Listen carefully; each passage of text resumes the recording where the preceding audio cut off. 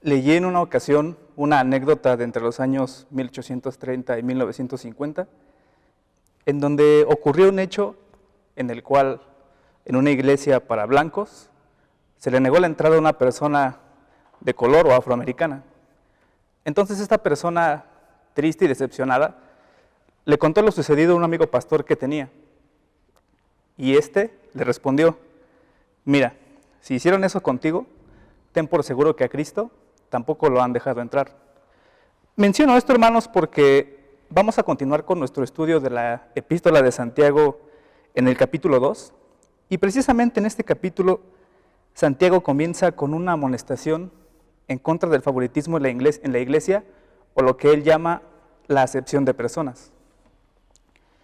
En el capítulo 1, versículo 27 de la misma epístola, nos dice Santiago que el visitar a las viudas y a los huérfanos son características de una religión pura y sin mancha.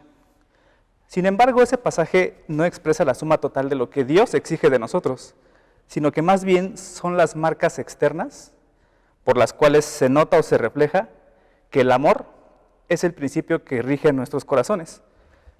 Y es una enseñanza que vemos a lo largo de todo el Nuevo Testamento también. Dice un pasaje: así manifestó Dios su amor entre nosotros, en que envió a su Hijo unigénito al mundo para que vivamos por medio de Él. En esto consiste el amor, no en que nosotros hayamos amado a Dios, sino que Él nos amó y envió a su Hijo para que fuera ofrecido como sacrificio por el perdón de nuestros pecados. Queridos hermanos, ya que Dios nos ha amado así, también nosotros debemos amarnos los unos a los otros. Primera de Juan 4, versículos del 9 al 11, en la traducción Nueva Versión Internacional. Voy a ir leyendo, hermanos, por secciones este capítulo, y a su vez iremos abordando las enseñanzas que poco a poco el autor va trazando a lo largo del mismo. Cabe mencionar que Santiago es uno de los más grandes ilustradores del Nuevo Testamento, y entonces se va a tornar bastante interesante conforme vayamos avanzando en la lectura, cómo él va reforzando cada enseñanza a través de estos cuadros e ilustraciones.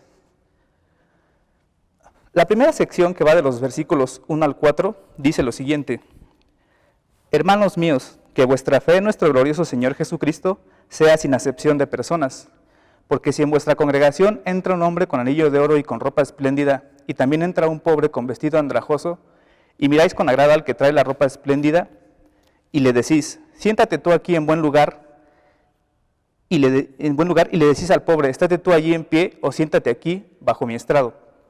¿No hacéis distinciones entre vosotros mismos y venís a ser jueces con malos pensamientos? La fe gloriosa que debemos tener, o que tenemos en nuestro Señor Jesucristo, nunca debe estar asociada a la acepción de personas. El Señor Jesús, aunque fue rechazado y despreciado aquí en la tierra, Él es el Hijo de Dios y reina como el Rey glorioso que es. Sin embargo, Él nunca mostró tal acepción contra nadie.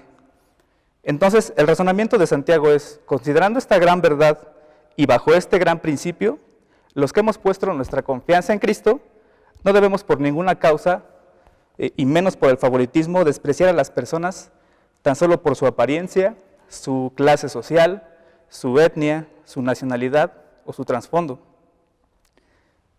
Es decir, Santiago nos está llamando a la congruencia como creyentes. La acepción de personas, que además de favoritismo quiere decir obrar con parcialidad a favor de alguien, ya sea porque, les decía, es rico, influyente, popular, es una falta que la Biblia condena insistentemente. Por ejemplo, los líderes ortodoxos judíos no tuvieron más remedio que aceptar que el Señor Jesús no cometía acepción de personas. Nos narran los evangelios que cuando el Señor Jesús fue cuestionado por los fariseos acerca del tributo, que por cierto el tributo era un impuesto que debían pagar todos los varones de 14 a 65 años, así como también todas las mujeres de 12 a 65 años, simplemente por el hecho de existir. Este tributo era una cuestión polémica entre los judíos y había sido la causa de más de una rebelión. Y es que no era una cuestión meramente económica, sino política, social, religiosa, patriótica, porque sostenían los judíos, sobre todo los fanáticos ortodoxos, que no tenían más rey que Dios. Entonces para ellos era sumamente ofensivo pagar este impuesto. Comprendemos entonces que estos fariseos querían poner al Señor Jesús, como decimos, entre la espada y la pared. Si el Señor decía que era correcto pagar este tributo, entonces inmediatamente lo iban a acusar con Pilato, lo que iba a conducir a su arresto, casi seguro como el día sigue a la noche. Pero si el Señor Jesús decía que no era correcto pagar este tributo, entonces muchos de sus presuntos seguidores, sobre todo los galileos, iban a ponerse en contra suya. El Señor con toda sabiduría les contesta que tenían que dar a cada quien lo que correspondía, es decir, lo justo. Y entonces vemos esta famosa frase que aparece en estas citas y dice: dad al César lo que es del César y a Dios lo que es de Dios. Sí, haciendo una separación, colocando cada cosa en su lugar, pero sin cometer acepción de personas o favoritismos. Otro ejemplo en donde vemos claramente que Dios no hace acepción de personas lo encontramos allá en Hechos capítulo 10, cuando Cornelio, este centurión romano de Cesarea, fue uno de los primeros hombres gentiles en convertirse al evangelio, y a través de una visión por parte de Dios, Dios le envía a que vaya a Jope a buscar a Pedro en casa de Simón. Y entonces este centurión envía a 2 de sus criados y a 1 de sus soldados. Mientras iban de camino, Pedro en Jope, en la casa donde estaba, que era de Simón, también tuvo una visión por parte de Dios. Y lo que él visualizó era un lienzo que descendía del cielo, con animales limpios e impuros, y una voz que le decía que comiera de todos estos animales por igual. Y esta visión se repitió en 3 ocasiones para Pedro. Por supuesto, Pedro, al ser judío, se negó rotundamente de comer de estos animales por igual. Incluso nos dice ese pasaje que les llamó comunes. Pero en una de esas ocasiones en las que esta voz le hablaba, le dijo: lo que Dios limpió, no lo llames tú común. Hechos 10:15. Entonces Pedro, cuando termina esta visión, aún confuso y lleno de incertidumbre, recibe en casa de Simón a los 2 criados que había enviado Cornelio y a su soldado. Y habiendo entendido que era una orden de Dios que se fuera con ellos, partieron. Y el siguiente punto, hermanos, es bien interesante. ¿Por qué? Porque nos enfatiza la enseñanza que Santiago nos está impartiendo. Nos narra la Escritura que al llegar a Cesarea, a casa de Cornelio, al ver Cornelio a Pedro, inmediatamente sale corriendo hacia él, se postra delante de él para adorarle, a lo cual Pedro enseguida lo levanta y le dice las siguientes palabras: vosotros sabéis cuán abominable es para un varón judío juntarse o acercarse a un extranjero, pero a mí me ha mostrado Dios que a ningún hombre llame común o inmundo. Hechos 10:28. Entonces Cornelio, ya puesto de pie, le cuenta también la revelación que tuvo por parte de Dios a Pedro. Y Pedro entonces comprende diligentemente que el Señor lo estaba enviando a predicar el evangelio a los gentiles. Y entonces expresa a él las siguientes palabras: en verdad comprendo que Dios no hace acepción de personas, sino que en toda nación se agrada del que le teme y hace justicia. Hechos 10, 34 al 35. Santiago en estos versículos también nos da un ejemplo cotidiano para sus lectores. Les decía que Santiago es uno de los mejores ilustradores del Nuevo Testamento, porque entonces menciona a un hombre que va entrando a la congregación con un anillo de oro y con ropa muy lujosa, que por cierto el griego lo traduce en plural como anillos. Y también describe a otra persona que de igual forma va entrando a la congregación, pero con vestimenta mucho más sencilla y con aspecto, digamos, desaliñado. Evidentemente el hecho de que este hombre llevara anillos y ropa lujosa demostraba que era rico. Y es que en la sociedad romana los ricos utilizaban con gran liberalidad anillos en la mano izquierda. Incluso los mismos anillos eran un símbolo de riqueza y de prosperidad. Digamos que era una especie de modismo de la alta sociedad. Y algunos historiadores nos dicen que había tiendas en Roma en donde los anillos podían conseguirse y podían ser rentados para ocasiones especiales. Entonces vemos cómo Santiago en el versículo 3 describe la actitud que muy probablemente tendría cualquier persona de nuestra sociedad actual de encontrarse en una situación similar. Es decir, al rico y bien vestido lo mandarían a un lugar privilegiado, pero al pobre y con vestimenta mucho más sencilla lo mandarían a un lugar en donde bien podría pasar desapercibido. Creo que el hecho popular que dice, como te ven, te tratan, describe bastante bien esta actitud. Pero Santiago después les lanza una pregunta y les dice: si ustedes hacen todo lo anterior, es decir, la preferencia del rico sobre el pobre, versículo 4, ¿no hacéis distinciones entre vosotros mismos y venís a ser jueces con malos pensamientos? El favorecer a un rico por encima del pobre, hermanos, en la forma en la que Santiago lo describe aquí, denota una profunda carnalidad entre los cristianos, porque pueden desprenderse tres aspectos negativos en los cuales debemos tener cuidado. El primero es que muestra que nos importa más la apariencia externa en lugar del corazón. El Señor no ve lo que ve el hombre ve la apariencia externa. Sin embargo, Dios ve el corazón. Segundo, muestra que entendemos mal quién es el importante y bendecido a la vista de Dios. Cuando asumimos que el hombre rico es más importante para Dios, entonces nosotros le damos un valor a las riquezas materiales que no le corresponde. Y debemos tener cuidado con esto porque la Escritura nos advierte al respecto. Raíz de todos los males es el amor al dinero. 1 Timoteo 6:10. Y número 3, muestra un rasgo egoísta en nosotros. Hay una tendencia generalizada en favorecer al rico, al más poderoso, al que tiene un estatus social más elevado por encima del pobre, porque se piensa que en algún momento dado podría hacernos favores que para el pobre resultarían imposibles. Debemos, hermanos, con la ayuda de Dios, tratar de ver las situaciones de la vida con la perspectiva que Él nos muestra en su palabra. Y bajo este contexto, es decir, sin favoritismos en la iglesia, en la familia o incluso con aquellas personas que no conocen a Dios, porque esta es una manera entonces de que nosotros reflejemos el amor de Cristo de nosotros hacia ellos. Cuando logramos eso, podemos comprender la paradoja con la que Santiago comienza la siguiente sección, que va de los versículos 5 al 7 y los voy a leer. Dice así: Hermanos míos, amados, oíd. ¿No ha elegido Dios a los pobres de este mundo para que sean ricos en fe y herederos del reino que ha prometido a los que le aman? Pero vosotros habéis afrentado al pobre. ¿No os oprimen los ricos y no son ellos los mismos que os arrastran a los tribunales? ¿No blasfeman ellos el buen nombre que fue invocado sobre vosotros? En estos versículos observamos ciertamente que Santiago afirma que en un sentido Dios es parcial con los pobres. Dios en muchos casos no ha elegido a los ricos, a los influyentes o a los poderosos, sino que a menudo lo que sucede es que Dios elige a los pobres. Y esto lo vemos tanto en el Nuevo Testamento como en el Antiguo. Dice la palabra de Dios: sino que lo necio del mundo escogió Dios para avergonzar a los sabios, y lo débil del mundo escogió Dios para avergonzar a lo fuerte, y lo vil del mundo y lo menospreciado escogió Dios, y lo que no es, para deshacer lo que es, a fin de que nadie se jacte en su presencia. 1 Corintios 1, 27 al 29. Pero también el Antiguo Testamento nos dice: no por ser vosotros más que todos los pueblos os ha querido Jehová y os ha escogido, pues vosotros erais el más insignificante de todos los pueblos. Deuteronomio 7:7. Esto no quiere decir, hermanos, que Dios abandona a los ricos o que la riqueza sea algo malo, sino la conducta ambiciosa y prepotente que pudiera llegar a tener un rico. Ese es el verdadero problema.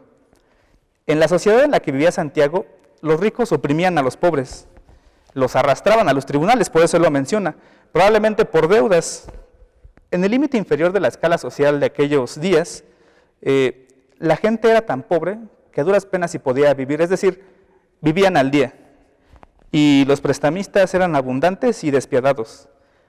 Y en el mundo antiguo existía un concepto que se llamaba arresto sumario, el cual consistía en que si un acreedor se encontraba con su deudor en la calle, podría tomarlo de la ropa del cuello, casi ahogándolo, y literalmente arrastrando a los tribunales, y entonces eso es lo que hacían: los arrastraban y los humillaban.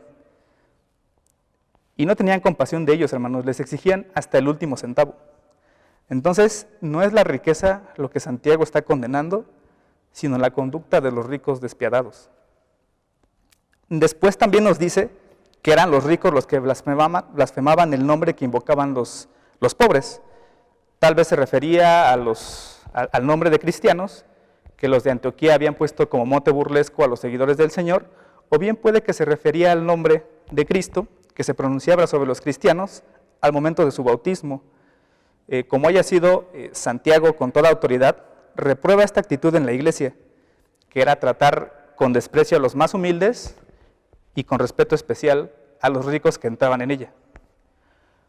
Luego entonces en los versículos del 8 al 11 podemos observar que Santiago toca un punto que tal vez cualquier lector de esta epístola argumentaría como defensa respecto al trato especial. Dice esta parte: si en verdad cumplís la ley real conforme a la Escritura, amarás a tu prójimo como a ti mismo, bien hacéis. Pero si hacéis acepción de personas, cometéis pecado, y quedáis convictos por la ley como transgresores. Porque cualquiera que guardare toda la ley, pero ofendiere en un punto, se hace culpable de todos. Porque el que dijo, no cometerás adulterio, también ha dicho, no matarás. Ahora bien, si no cometes adulterio, pero matas, ya te has hecho transgresor de la ley. Posiblemente alguno diría, bueno, la ley me manda a amar a mi prójimo como a mí mismo, por tanto, tengo la obligación de recibirle cortésmente cuando viene a la iglesia. Y tiene parte de verdad, porque a este argumento Santiago es como si le respondiera, mira, si tratas a una persona con cortesía porque le amas como a ti mismo y porque le estás dando el trato y la bienvenida que te gustaría que te dieran a ti en su caso, entonces estás en lo correcto. Pero si le das una bienvenida y un trato especial porque es rico, popular, famoso, guapo, mejor preparado, ese acto de discriminación es pecado. Y lejos de estar guardando la ley, lo que estás haciendo, o lo que están haciendo realmente es transgredirla. Santiago veía y entendía que la totalidad de la ley era la voluntad de Dios, y el quebrantar cualquiera de sus partes era infringir esa voluntad, y por supuesto era pecado. Ahora, aquí hay una gran verdad que es muy pertinente y práctica para nosotros. Una persona puede ser moral en sus acciones, puro en su conversación, meticuloso en sus prácticas religiosas, pero si es rígido con los demás, antipático, intolerante y creído, eso empaña todas sus demás virtudes. Debemos, hermanos, tratar de no caer en este tipo de actitudes porque bien podríamos ser tropiezo para muchos. Ya en los versículos 12 y 13 de este capítulo 2, Santiago nos da la conclusión de esta primera sección. Dice así: así hablad y así haced, como los que habéis de ser juzgados por la ley de la libertad. Porque juicio sin misericordia será con aquel que no hiciere misericordia, y la misericordia triunfa sobre el juicio. Santiago nos exhorta que debemos amarnos los unos a otros. Recuerden el principio del amor que les mencionaba en un inicio. Es decir, amarnos los unos a los otros como a nosotros mismos y mostrar misericordia con aquellos que están en desgracia. Si juzgamos sin misericordia a una persona, Dios también nos va a juzgar de la misma forma. Recordemos estas palabras de Cristo: con el juicio con que juzgáis, seréis juzgados, Mateo 7:2. Pero también recordemos que la misericordia triunfa sobre el juicio. Bienaventurados los misericordiosos, porque ellos alcanzarán misericordia, Mateo 5:7. El refrenar la acepción de personas, hermanos, es mostrar misericordia hacia los demás. Que Dios nos ayude a aplicar este importantísimo principio que en ocasiones podemos llegar a olvidar. Y en los versículos del 14 al 18, Santiago llega a una porción clave en esta carta, porque allí encontramos, digamos que la tesis que envuelve toda la enseñanza en su mismo centro. Tenemos la fuente de la aparente contradicción o conflicto entre Santiago y el apóstol Pablo, que si analizamos con cuidado nos va a presentar diversos aspectos que debemos aprender acerca de la fe real. Lo que Santiago va a decir aquí en otras palabras es, bueno, una cosa es hablar de la vida cristiana y otra muy diferente, vivirla. Y si nos hallamos en esa categoría, nos estamos engañando a nosotros mismos, según dice Santiago en el capítulo 1, versículo 22. La fe real es más que solo una afirmación, y la clave para comprender esto es buscar en nuestras Biblias y si podemos identificar cuántas veces aparece la palabra decir, que va a ser en 3 ocasiones de los versículos del 14 al 18. Voy a leerlos y vamos a ir identificándolo. Dice así: hermanos míos, ¿de qué aprovecha si alguno dice, primera ocasión, que tiene fe y no tiene obras? ¿Podrá la fe salvarle? Y si un hermano o una hermana están desnudos y tienen necesidad del mantenimiento de cada día, y si alguno de vosotros les dice, segunda ocasión, id en paz, calentaos y saciaos, pero no les dais las cosas que son necesarias para el cuerpo, ¿de qué aprovecha? Así también la fe, si no tiene obras, está muerta en sí mismo. Pero alguno dirá, tercera ocasión, Si tú tienes fe y yo tengo obras, muéstrame tu fe sin tus obras y yo te mostraré mi fe por mis obras. Santiago quiere que comprendamos que simplemente decir que somos cristianos no es suficiente, y entonces usa él dos preguntas retóricas para recalcar este punto. Y en este caso, estas preguntas retóricas esperan cierta respuesta específica, y ambas aparecen en el versículo 14. La primera dice: hermanos míos, ¿de qué aprovechará? La respuesta obviamente que espera a esta pregunta es de absolutamente nada. Y la segunda: ¿podrá la fe salvarle? Voy a mencionar esto con mucho cuidado, hermanos. Bajo el contexto de este pasaje, la respuesta específica que espera esta pregunta es absolutamente no. ¿Podrá la fe salvarle? Absolutamente no. Y es que uno de los problemas de la fe verbal, como dice el versículo 17, es que no puede salvar porque el cuerpo sin espíritu está muerto, y de igual manera la fe sin obras está muerta. Por lo que dice el versículo 18, pudiéramos pensar, bueno, somos salvos por fe y no por obras. Sí, eso es correcto, y vamos a comentar al respecto más adelante, pero vemos otro gran principio práctico para nosotros. La fe es algo que no podemos ver como cuando vemos a una persona, algún inmueble, algún objeto. Sin embargo, podemos ver la fe a través de las obras. Ya en el versículo 19, a Santiago se le ocurre una ilustración, digamos, bastante acertada para reforzar el punto de la fe real y no solo verbal. Dice el versículo 19: ¿tú crees que Dios es uno? Bien haces, también los demonios creen y tiemblan. Nos dice que los demonios creen. Incluso podían recitar los credos y decir que creen que hay un solo Dios y afirmarlo tal y como dice la Shema hebrea allá en Deuteronomio 6:4. Es más, nos dice que creen a tal grado que les afecta emocionalmente. Esta palabra temblar en el griego da la idea de que se estremecen del miedo. Diría un predicador: se enriscan como gatos. Los demonios se asustan cuando piensan en quién es Dios, porque saben cuál es su final. Santiago, una vez más, refuerza la enseñanza de que solo la mera afirmación de creer no basta. Una persona puede creer mentalmente e intelectualmente un sistema de información o un conjunto de ideas, sin embargo no ser un cristiano que verdaderamente ha nacido otra vez. Recuerdo hace algunos años cuando hacíamos salidas evangelísticas a la Alameda como iglesia. Al momento de abordar a las personas y preguntarles si creían en Dios, muchas nos decían que sí, y en la conversación con ellos te dabas cuenta que su creencia estaba en su religión, en su familia devota, creyente en Dios. Incluso, para mi sorpresa, me encontré algunos que afirmaban ser cristianos, y tal vez habían tenido la bendición de haber nacido en un hogar cristiano, pero su fe estaba en su hogar. Y tal vez sus padres eran fieles creyentes cristianos, pero su fe no estaba puesta en Cristo, sino en su trasfondo. Las hazañas de Blondin, este acróbata que vivió durante el siglo antepasado, creo que ejemplifica bastante bien la diferencia entre el asentimiento mental y el creer verdaderamente. Resulta que este acróbata francés, que caminaba por la cuerda floja, una vez al año se iba a las cataratas del Niágara. El acto que él hacía era que cruzaba un cable que estaba por arriba del ancho río de las cataratas, y él caminando iba de lado a lado de este cable. Por supuesto, siempre que hacía este acto estaba acompañado del aplauso de multitudes. Y en una ocasión no solamente cruzó el cable, sino que con una carretilla llena de tierra, lo que hizo fue ponerle la tierra, quitarle la llanta a la rueda para que el aro quedara vacío, y entonces él repitió su acto de cruzar de un lado a otro empujando esta carretilla. Nuevamente la gente lo llenó de aplausos. Cuando él terminó el acto, les preguntó: ¿creen que soy capaz de volver a hacerlo? A lo cual todos dijeron que sí, que estaban 100% seguros que él podía volver a hacerlo. Entonces él voltea la carretilla, vacía la tierra y les dice: bueno, ¿quién se ofrece entonces para subir a la carretilla como voluntario y repetir el acto con él? Por supuesto, nadie se ofreció.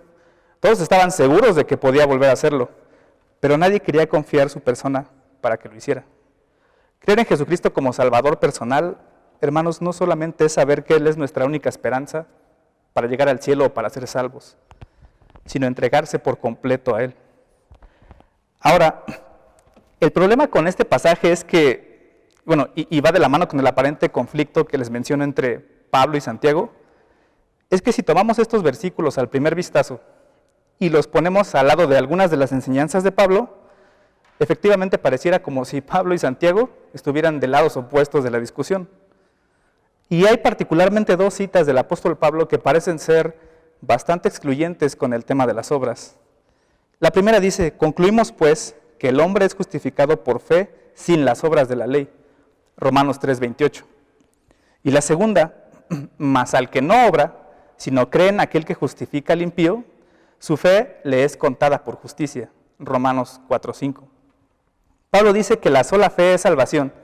Santiago parece contradecirle, ya que como vemos, uno dice, la fe sin obras es lo que hace salvo al hombre. Y el otro dice, no, la fe sin obras no es suficiente. Bueno, ¿cómo podemos conciliar y explicar esto? Con el paso de los años han surgido un sinfín de debates en torno a este tema, con muchos otros de la Escritura, pero la manera más sencilla para explicar esto que yo encontré fue una frase que dijo en una ocasión un predicador, y dice lo siguiente: las obras no tienen significado alguno para lograr nuestra salvación, y a la vez son necesarias como prueba resultante de la autenticidad de nuestra conversión. La leeré nuevamente. Las obras no tienen significado alguno para lograr nuestra salvación, y a la vez son necesarias como prueba resultante de la autenticidad de nuestra conversión. En otras palabras, las obras siempre persiguen a la fe. Y es ahí donde vemos que realmente tanto Pablo como Santiago están en completo acuerdo. Pablo sostiene que las obras son absolutamente inútiles para recomendar a una persona delante de Dios para ser salva. Y Santiago, digamos que complementa: pero si has sido verdaderamente salvo solo por la fe, tu fe se evidenciará en lo que haces. No hay ninguna contradicción, sino una perfecta armonía. Dice la Escritura: porque por gracia sois salvos por medio de la fe, y esto no de vosotros, pues es don de Dios, no por obras para que nadie se gloríe, porque somos hechura suya, creados en Cristo Jesús, para buenas obras, las cuales Dios preparó de antemano para que anduviésemos en ellas. Se escucha como Santiago, pero es Pablo. Efesios 2, del 8 al 10. Y luego Santiago, en su capítulo 2, versículo 20. Mas, ¿quieres saber, hombre vano, que la fe sin obras es muerta?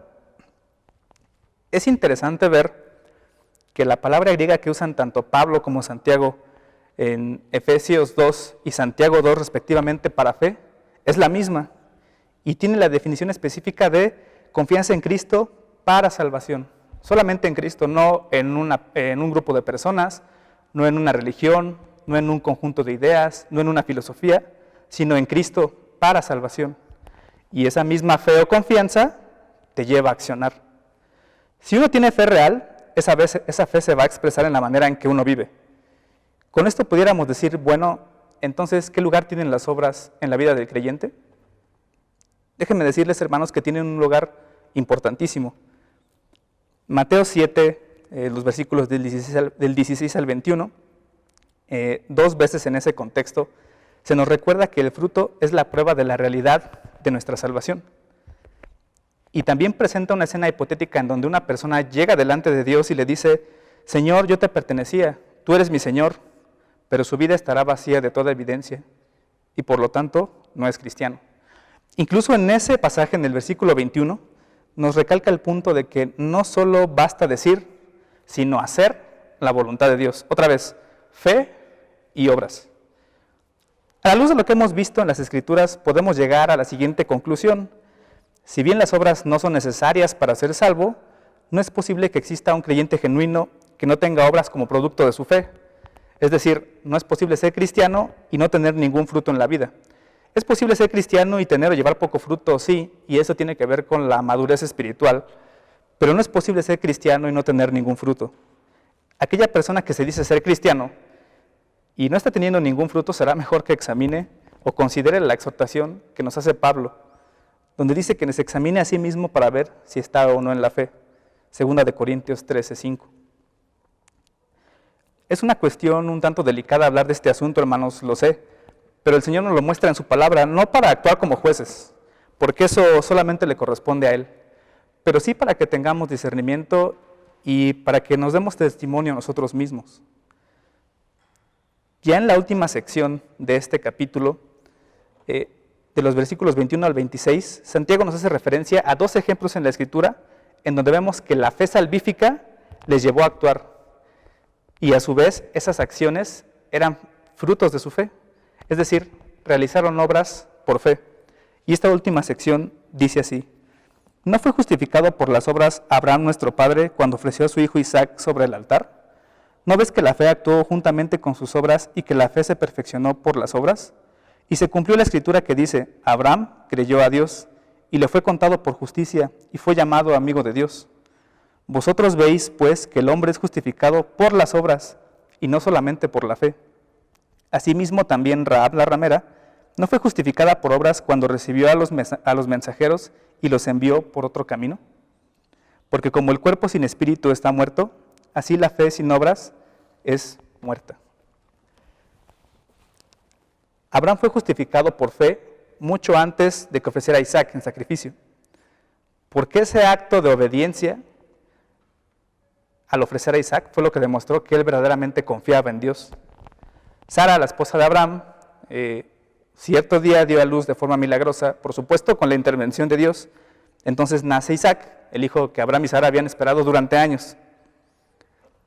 Isaac creció, maduró, luego, cierto día, allá en Génesis 22 vemos que Dios viene a Abraham y le dice: Abraham, quiero que lleves a Isaac al monte Moria y quiero que allí me lo ofrezcas en sacrificio.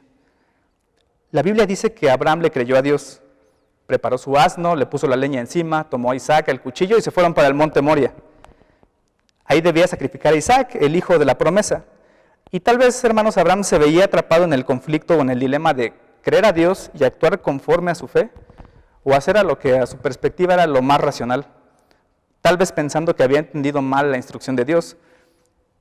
Y fue sumamente complicado para Abraham conciliar esto en su mente, conciliar lo que Dios le pedía, que era sacrificar a su hijo en que se le había prometido que su descendencia sería semejante a las estrellas en el cielo, o a la cantidad de granos de arena del mar.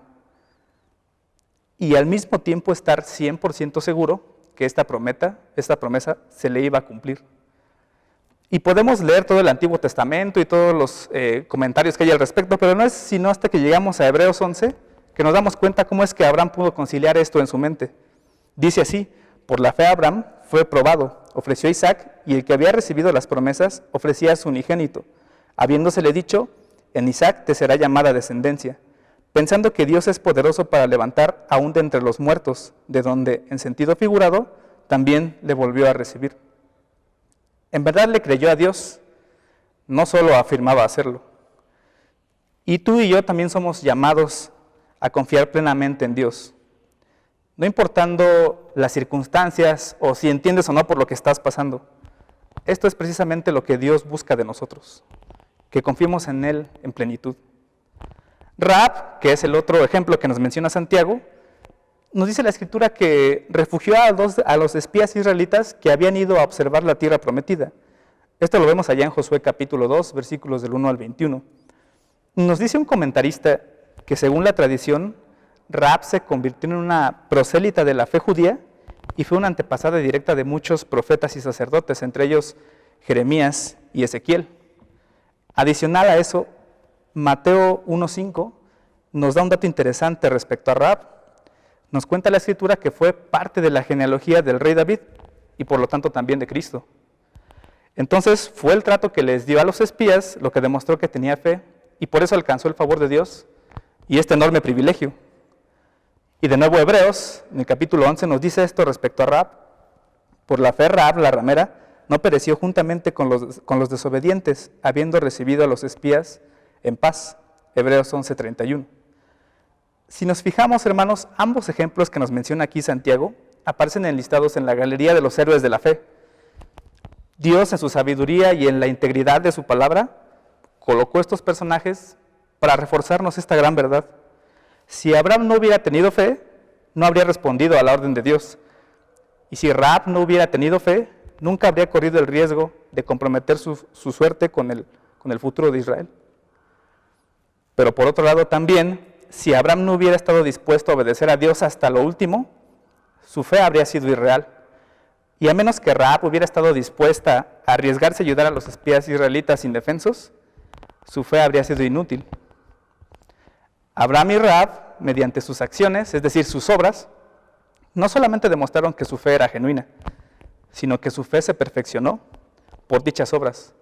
Su fe fue completa, los llevó a actuar. En conclusión, hermanos, la fe en Jesucristo y las obras no son actitudes opuestas, sino más bien son inseparables. La fe y las obras son los dos lados de la moneda que, digamos, representan nuestra experiencia con Dios. En el siguiente capítulo vamos a abordar más acerca de una acción particular que debemos ejercer como genuinos creyentes y tiene que ver con nuestra conducta, como lo es el uso correcto de nuestra lengua. Pero por hoy vamos a finalizar nuestro estudio hasta aquí y vamos a orar para pedirle al Señor que nos guíe en su voluntad para poder accionar conforme producto de nuestra fe y con esas acciones, con esas obras, edificar su iglesia, servir en el extendimiento de su reino y sobre todo glorificar su nombre. Oremos, hermanos. Señor, te damos gracias por este tiempo que tú nos permitiste de reflexionar en tu palabra, de meditar en ella. Te rogamos que sea tu Santo Espíritu quien nos enseñe, Señor, y que, como hemos visto, que nos guíe a obrar, Señor, conforme a nuestra fe, conforme a la autenticidad, Señor, de esta salvación que hemos tenido en Cristo, Señor. Te rogamos que así sea y que podamos aplicar estos principios en nuestras vidas para poder reflejar precisamente a Cristo a los demás. En nombre de Cristo Jesús. Amén.